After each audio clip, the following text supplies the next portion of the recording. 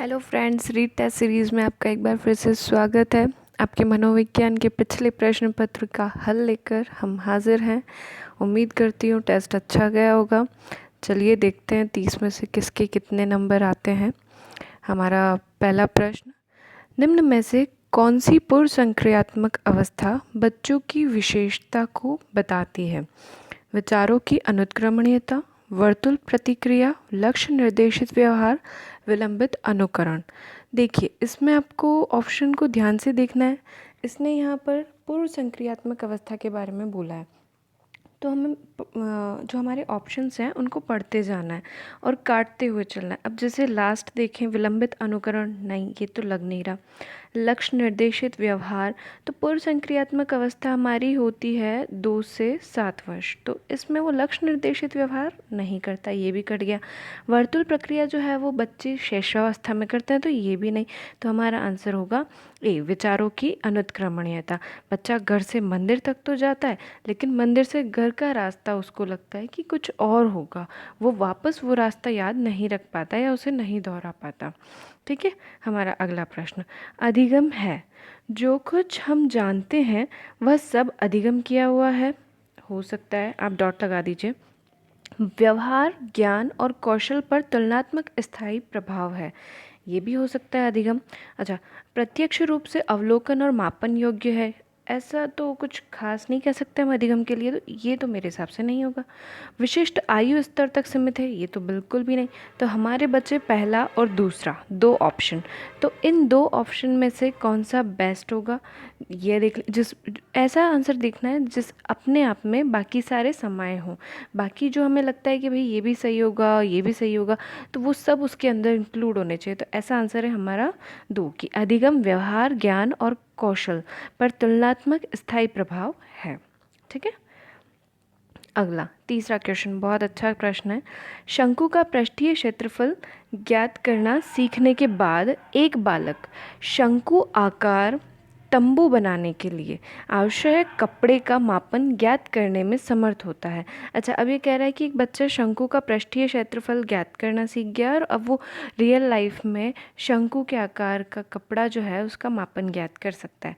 अच्छा, अधिगम के इस दृष्टांत को किस प्रक्रिया के अंतर्गत हम देखते हैं? प्रश्न हमारा ये पूछ रहा है। 4 ऑप्शन है। शास्त्रीय अनुकूलन, हमारा क्लासिकल थ्योरी जो पॉवलोव ने दी थी, क्रिया प्रसूत अधिगम जो कि स्किनर ने दिया, संबंधवाद, ये सभी संबंधवादी थे, और अधिगम का स्थानांतरण।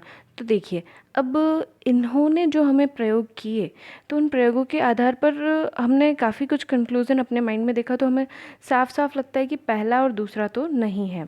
फिर तीसरा है संबंधवाद, तो संबंधवादी ये सभी थे ही, तो ये भी ठीक है, पर शंकु के क्षेत्रफल को सीख कर रियल लाइफ में बनाना तो शायद ये भी थोड़ा कम जा रहा है। चौथा ऑप्शन है हमारा अधिगम का स्थानांतरण, तो ये बिल्कुल सही है। क्यों? उसने एक अधिगम से दूसरे अधिगम में स्थानांतरण किया है ना?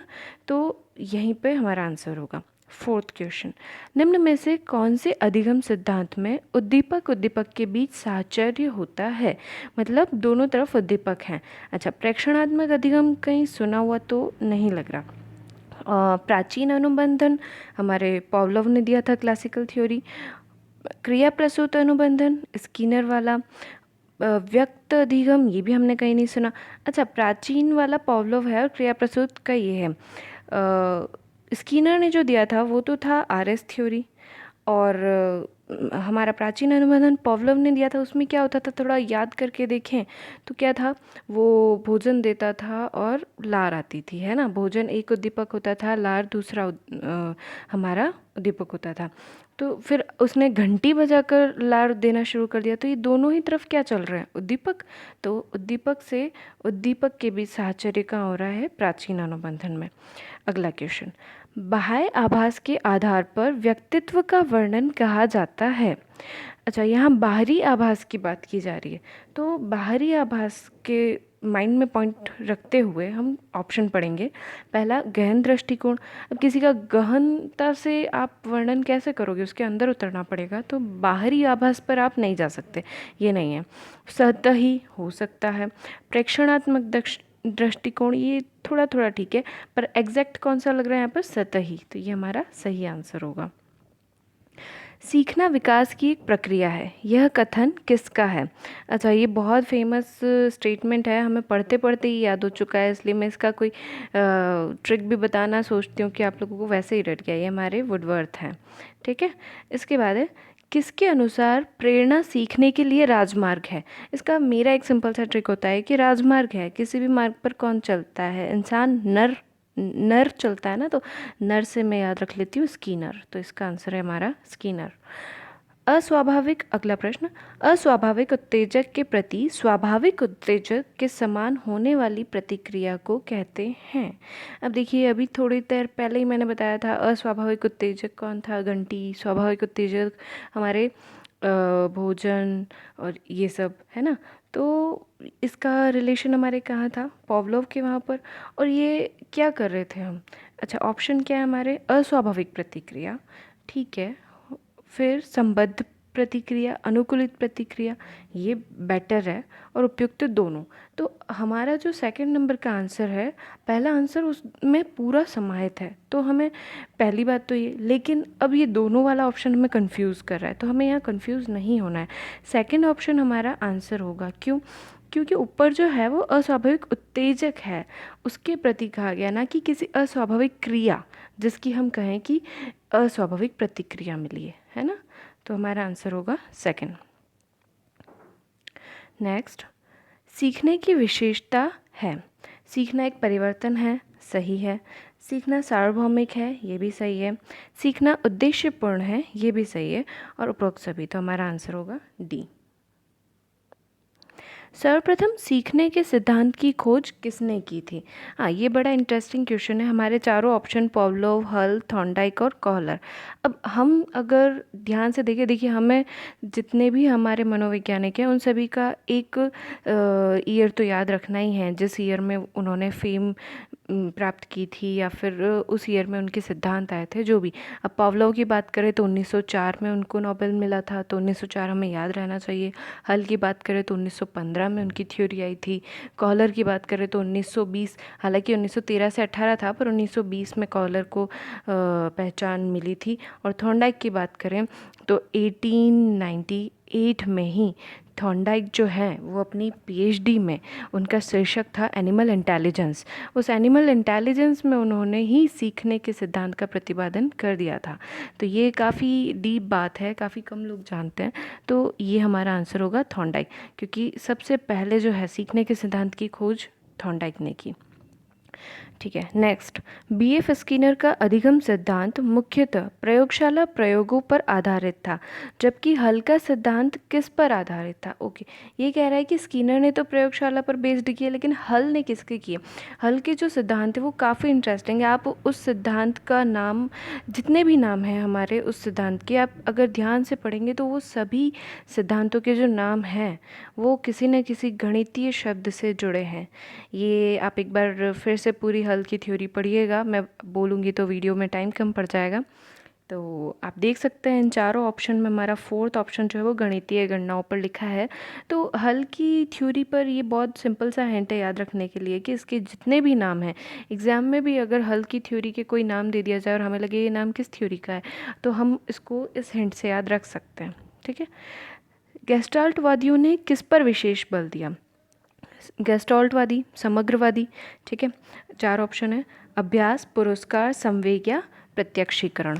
तो अब समग्रवादियों ने सबसे ज़्यादा किस बात पर जोर दिया था? आप लोग अगर उनका थ्योरी याद करें तो उन्होंने चिंपैंजी बंदर के सामने रखा और केले रखे, तो उनके प्रत्यक्ष सामने जो वस्तुएं आई और जो सूझ उनमें पैदा हुई, उसके बेस पर उन्होंने अपने सिद्धांत दिए। तो हमारा इसमें आंसर क्या हो जाना चाहिए? प्रत्यक्षीकरण। ठीक है। नेक्स्ट, 13वां प्रश्न, निम्न में से कौन सा एक संवेग है? उत्तेजना। बच्चा जब जन्म लेता है तो उसमें उत्तेजनाएं आने लगती है, लेकिन हम उसे संवेग नहीं कह सकते। क्यों नहीं कह सकते, मैं आगे बताऊंगी। स्मृति नहीं, डर हो सकता है, ध्यान बिल्कुल नहीं। ठीक है, तो उत्तेजना और डर, इन दोनों में अगर हम जब एग्ज़ाम में कंफ्यूज होते हैं कि नहीं यार उत्तेजना भी तो आता है, ब्रिजेस ने भी कहा था कि सबसे पहले बच्चे में उत्तेजना आती है, फिर प्रेम, ईर्ष्या, भय आता है, तो ये बात हमारे माइंड में एग्ज़ाम टाइम पजल कर सकती है, लेकिन हमें पजल नहीं होता है, बिकॉज हमें जो 14 संवेग मैकडूगल के याद हैं उनमें देखना है कि क्या उनमें एक भी उत्तेजना संवेग है, नहीं है, उसमें संवेग है डर, भय जिसे कहा गया है, तो जिसकी मूल प्रवृत्ति क्या थी, पलायन, तो हमारा यहाँ आंसर हो जाएगा डर। नेक्स्ट, छात्रों में व्यवहार के प्रशिक्षण हेतु सर्वाधिक महत्वपूर्ण क्या है? अगर छात्रों को आप प्रशिक्षण देना चाहते हो, व्यवहार का प्रशिक्षण, तो उसमें सबसे महत्वपूर्ण क्या होगा?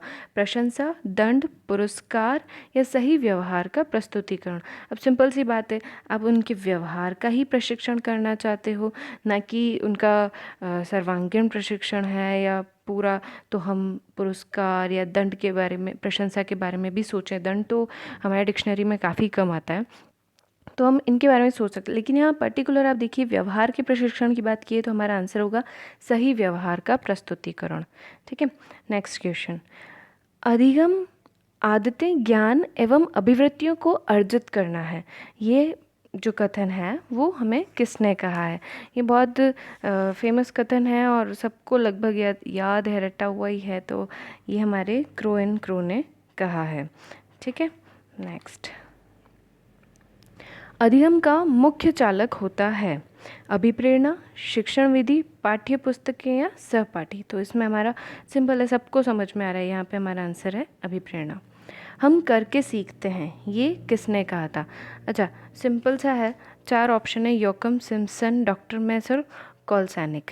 करके सीखना है, सिंपल है, करके सीखते हैं कोई भी काम, सिंपल होता है, सिंपल हो जाता है ना, तो उसका हमारा ऑप्शन क्या होगा? सिंपल से सिम्पसन, याद रखना है, करके सीखना सिंपल होता है, दैट्स वाई आंसर है सिम्पसन।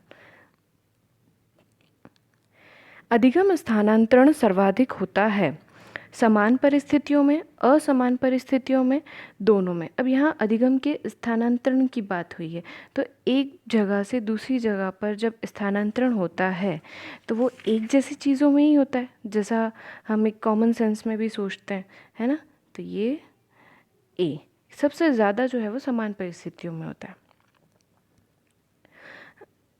अधिगम की सफलता का मुख्य आधार है दंड, पुरस्कार, लक्ष्य प्राप्ति की उत्कृष्ट इच्छा, और इनमें से कोई नहीं। तो देखिए, आप किसी बच्चे को दंड दोगे तो वो काम करना बहुत ही कम कर देगा, पुरस्कार दोगे वो कुछ समय तक काम करेगा, और अगर उसमें किसी चीज़ को पाने की उत्कृष्ट इच्छा है तो वो बिना किसी पुरस्कार के भी चलता जाएगा। तो इसमें हमारा आंसर होगा सी, अधिगम की सफलता का मुख्य आधार। नेक्स्ट क्वेश्चन, अनुबंध प्रयोग में केवल अनुबंधित उद्दीपन घंटी की आवाज़ के उपस्थित करने पर होने वाली अनुक्रिया क्या कहलाती है?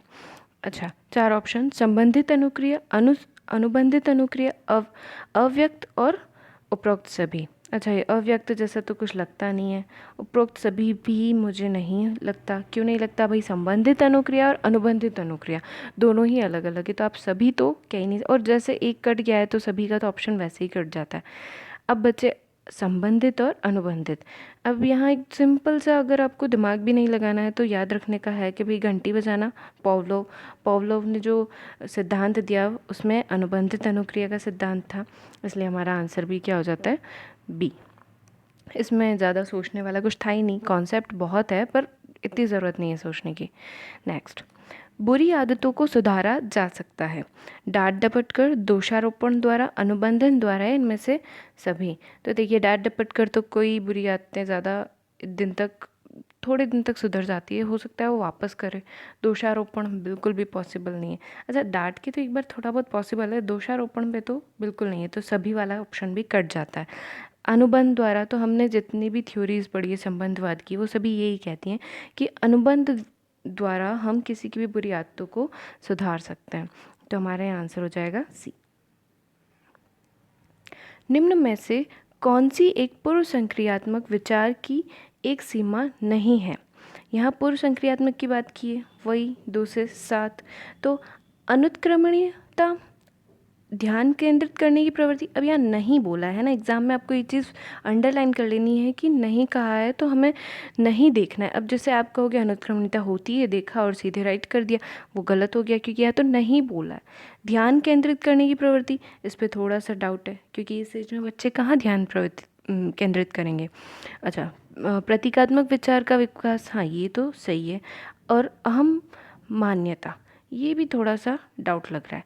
अच्छा, अब इसमें हम कंपेयर करें हमारे बी और डी में, तो कौन सा वाला जो है जो पूर्व संक्रियात्मक विचार में बिल्कुल नहीं होता है, तो होता है ध्यान केंद्रित करने की प्रवृत्ति, क्योंकि 2 से 7 साल की उम्र का बच्चा ध्यान केंद्रित प्रवृत्ति में नहीं आता है, तो हमारा आंसर हो जाएगा बी। अगला क्वेश्चन, अत्यंत निपुणतापूर्ण अधिगम पद्धति जिस पर बांडुरा तथा वॉल्टर ने बल दिया वे हैं। यहाँ बांडुरा और वॉल्टर की बात हुई है। अब उन्होंने जो अपनी थ्योरी दी थी वो किस बेस पे दी थी उसको रिकॉल माइंड में करें और चारों ऑप्शन पढ़ें। पुरस्कार तथा सज़ा, ये थोड़ा सा स्किनर जैसा लग रहा है। निरीक्षण युक्त अधिगम और अनुकरण, ये हो सकता है। स्ववास्तविकीकरण, ये भी नहीं लग रहा। ऊपर लिखित कोई नहीं, ये तो पॉसिबल ही नहीं है। ठीक है, तो हमारा सिंपल सा आंसर क्या हो गया, बी। निरीक्षण युक्त अधिगम क्यों हो गया, बांडुरा ने जितने भी अपनी थ्योरी दी थी, चारों जोकर वाली, गुड़िया वाली, तो ये सारी निरीक्षण बेस्ड ही थी। अनुकरणात्मक अधिगम था, है ना, बच्चा जैसा देखता है वो वैसा ही सीखता है और वैसा ही करने लगता है। अगला क्वेश्चन, एक अध्यापक कक्षा में कुछ गतिविधियां कर रहा है, जैसे न केवल यह पूछकर कि क्या हुआ बल्कि ये भी पूछ रहा है बच्चों को कि कैसे और क्यों हुआ। ठीक है, दूसरी बात, उन्हें एक प्रश्न के विभिन्न उत्तरों तथा परख की तुलना करके मदद करना जो वास्तव में सबसे अच्छा जवाब है। अच्छा, तो ये गतिविधि जो वो कर रहा है, तो ये किस चीज़ को बढ़ावा देने की कोशिश कर रहा है, ये पूछ रहा है। समानता को, लगता तो नहीं है, तुलना में समानता का क्या काम, यहाँ तुलना करने की बात कही गई है। आलोचनात्मक सोच, हाँ आलोचनात्मक हो सकती है। एकीकृत सोच, ये भी ठीक है, सोच सकते हैं। अवधारणा मानचित्र, ये नहीं हो सकता। अब दूसरे और तीसरे ऑप्शन में हम देख सकते हैं यहाँ हमारी आलोचना, जहाँ तुलना की जाए वहाँ आलोचनात्मक सोच आ ही जाती है। ठीक है, हमारा ऑप्शन होगा सेकंड। कक्ष में विद्यार्थियों का अधिगम परिलक्षण है। ठीक है, कक्ष में विद्यार्थियों का अधिगम परिलक्षण पूछा है यहाँ पे। उनकी संज्ञानात्मक क्षमताओं का, माता पिता के सहयोग का, मानसिक स्वास्थ्य और समायोजन का, या अभिरुचि और अभिप्रेरणा का। अब देखिए, विद्यार्थी के अधिगम का परिलक्षण बोला है ना, कि विद्यार्थी जो सीख रहा है उसका मेन मोटो कहाँ से आ रहा है, क्या उसकी संज्ञानात्मक क्षमताओं से आ रहा है, नहीं लगता। माता पिता का सहयोग कक्ष में क्या करेगा, बिल्कुल भी नहीं। मानसिक स्वास्थ्य और समायोजन थोड़ा बहुत हो सकता है। अभिरुचि और अभिप्रेरणा, अगर उसकी अभिरुचि अभिप्रेरणा है तो उसमें मानसिक स्वास्थ्य भी है और समायोजन भी है, तो हमारा आंसर होगा डी। नेक्स्ट, दर्पण चित्र परीक्षण किसको मापने हेतु प्रयोग होता है। देखिए, ये बहुत ही अच्छा और फेमस परीक्षण है, इसके बारे में आप पढ़िएगा, और नहीं पढ़े तो मैं बता देती हूँ कि हमारे जो एक भाग से दूसरे भाग में किए जाने वाले कार्य होते हैं शरीर के या किसी भी वस्तु के, पैरेलल और अपोजिट काम जो होता है उसके बारे में दर्पण चित्र परीक्षण में काफ़ी काम किया जाता है। अब इसमें अधिगम की गति को कुछ कह नहीं सकते, पर ये गलत लग रहा है। अधिगम अंतरण, हाँ ये हो सकता है। और सृजनात्मकता बिल्कुल भी नहीं, अभिरुचि बिल्कुल भी नहीं, तो इसका आंसर होगा हमारा बी, अधिगम अंतरण।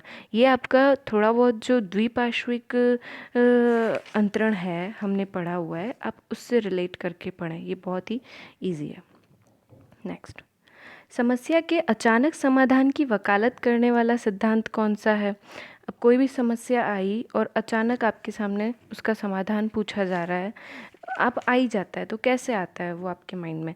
अब ये आपको थोड़ा सा अगर सोचोगे तो हमारे कॉलर की थ्योरी थी कि चिंपैंजी के सामने अचानक एक प्रॉब्लम आई कि केले ऊपर लटक रहे हैं, अब क्या करें, तो उसको सूझ आई, आसपास उसने डिब्बा देखा और वो चढ़ा, तो ये अचानक सूझ की वकालत की किसने की, गेस्टोल्ट वादियों ने, यही सूझ का सिद्धांत, तो ये हमारा आंसर हो जाएगा बी। नेक्स्ट, दूसरे व्यक्ति का बाह्य व्यवहार की नकल है। अच्छा, किसी भी व्यक्ति के बाहरी व्यवहार की अगर कोई नकल कर रहा है तो उसको हम क्या कहेंगे, है ना, सीखना, क्या पता, अनुसरण नहीं, अनुकरण हो सकता है, कल्पना बिल्कुल नहीं। तो सीख तो बच्चा वैसे भी रहा है, लेकिन अगर वो नकल कर रहा है तो उसको हम पर्टिकुलर क्या कहेंगे, अनुकरण। अनुसरण और अनुकरण में काफ़ी अंतर होता है, हमें इसमें कंफ्यूज नहीं होना है। अनुसरण होता है किसी व्यक्ति द्वारा किए गए कार्य या फिर बताई गई बात का हम अनुसरण करें, हम उसे फॉलो करें उसके कहने के बाद। और अनुकरण होता है किसी व्यक्ति को देखकर उसकी नकल हम कर रहे हैं, है ना। हमें किसी ने कहा नहीं है, हम केवल देख रहे हैं और हम उसकी नकल कर रहे हैं, तो ये अनुकरण। ठीक है। जब मानव शरीर के एक भाग में दिए गए प्रशिक्षण का अंतरण दूसरे भाग में हो। ये बहुत सिंपल सा लाइन है, इस लाइन को आप लोग रट लें, क्योंकि जब भी ये लाइन आएगा तो आंखें बंद करके हमारा आंसर हो जाएगा द्विपार्श्विक अंतरण। हमारे शरीर के एक भाग के प्रशिक्षण से दूसरे भाग को प्रशिक्षित कर देना या हो जाना, ये जो है वो द्विपार्श्विक अंतरण में आता है। ये स्टेटमेंट अगर एग्जाम में भी आ जाता है तो आप लोगों को आंखें बंद करके द्विपार्श्विक अंतरण करना है। ठीक है। नेक्स्ट क्वेश्चन, हॉल का सिद्धांत निम्न में से किसकी व्याख्या करता है। बहुत अच्छे से जानते हैं हम हॉल के सिद्धांत को। बुद्धि की प्रकृति नहीं, अधिगम के अभिप्रेरणा की भूमिका नहीं, थोड़ा बहुत डाउट हो सकता है, मूल्यों का विकास या किशोरों का मनोविज्ञान। ये बहुत इंपॉर्टेंट क्वेश्चन है, इसको आपको याद रखना है। ये किशोरों का मनोविज्ञान है,